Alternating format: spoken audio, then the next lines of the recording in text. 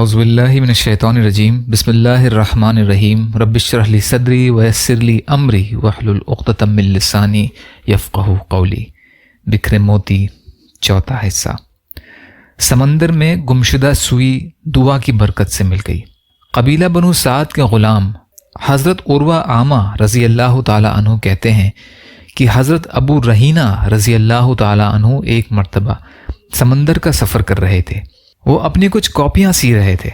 اچانک ان کی ایک سوئی سمندر میں گر گئی اور انہوں نے اسی وقت یوں دعا مانگی کہ اے میرے رب، میں تجھے قسم دیتا ہوں کہ تو میری سوئی ضرور واپس کر دے۔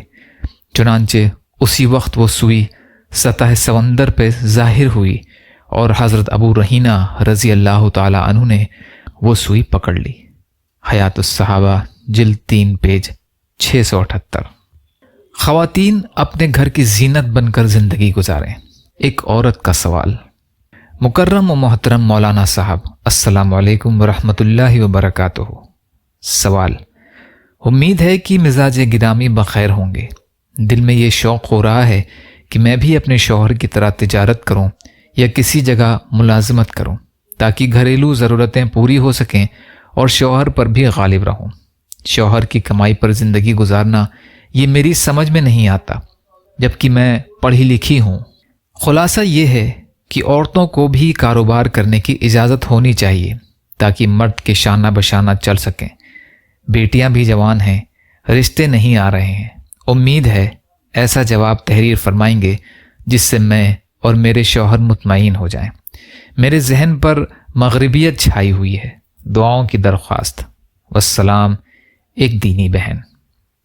اس کا باقی حصہ انشاءاللہ کل کی ریکارڈنگ میں۔ یا اللہ ہم سب کو کہنے سننے سے زیادہ عمل کی توفیق عطا فرما۔ یا اللہ مظلوم فلسطینیوں کی، کشمیریوں کی، روہنگیا مسلمان اور مسلمان جہاں بھی پریشان حال ہیں، ظالموں کے ظلم کا شکار ہیں، ان کی مدد فرمائیے۔ ہم سب کو اپنی استطاعت کے بقدر اپنا حق ادا کرنے والا بنائیے۔ یا اللہ آپ قادر مطلق ہیں، آپ کے لیے ہر چیز آسان ہے، ہمارے لیے آسانیاں پیدا فرمائیے۔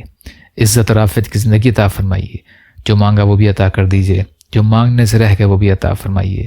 اللہم لا تسلط علینا من لا یرحمنا ولا یخافک فینا، اللہم اجرنی فی مصیبتی واخلف لی خیرا منہا، ربنا تقبل منا انک انت السمیع العلیم، برحمتک یا ارحم الراحمین، لا الہ الا اللہ محمد رسول اللہ۔ السلام علیکم۔